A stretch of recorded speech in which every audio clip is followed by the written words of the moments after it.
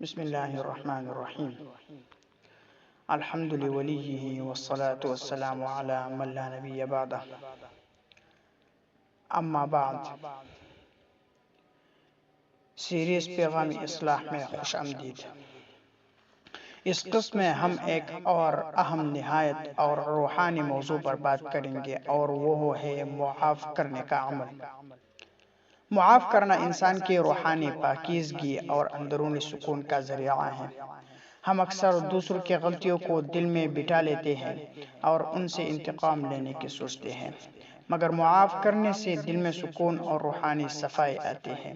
اس قسط میں ہم معاف کرنے کے فوائد، اس کے حقیقت اور اس کے طریقے پر بات کریں گے۔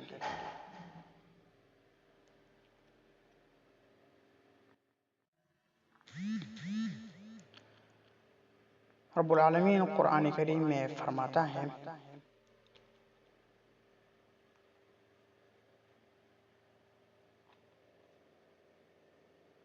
وَإِذَا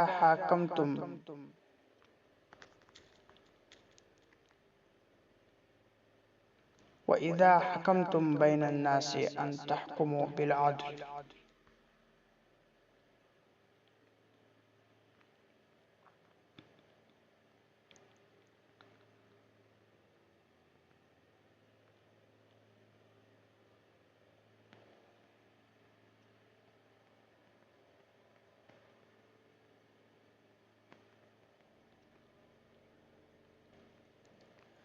اور جب تم فیصلہ کرو تو انصاف کے ساتھ فیصلہ کرو۔ یہ آیات ہمیں بتاتی ہیں کہ ہمیں انصاف کے ساتھ اپنے فیصلے کرنے چاہیے، لیکن اگر ہم معاف کرنے کا فیصلہ کرتے ہیں تو یہ اللہ کے نزدیک اور بھی زیادہ پسندیدہ عمل ہے۔ نبی کریم صلی اللہ علیہ وسلم کی ارشاد مبارک کا مفہوم ہے، جو شخص لوگوں کو معاف کرتا ہے اللہ اس کے گناہوں کو معاف کر دیتا ہے۔ یہ حدیث مبارکہ ہمیں بتاتی ہے کہ معاف کرنا صرف دوسروں کے لیے نہیں بلکہ خود ہمارے لیے بھی بہت فائدہ مند ہے۔ جب ہم دوسروں کو معاف کرتے ہیں تو اللہ ہمیں اپنی رحمت سے نوازتا ہے۔ معاف کرنے کا عمل انسان کی دل کو سکون دیتا ہے اور نفرت، غصے اور انتقام کے جلتی ہوئی آگ کو ٹھنڈا کرتا ہے۔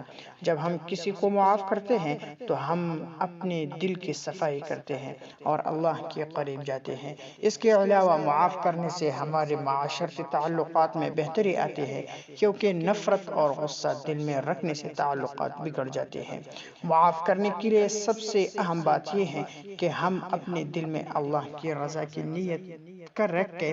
اگر ہمارا مقصد صرف اللہ کی رضا ہو تو ہم معاف کرنے کے عمل میں آسانی محسوس کریں گے۔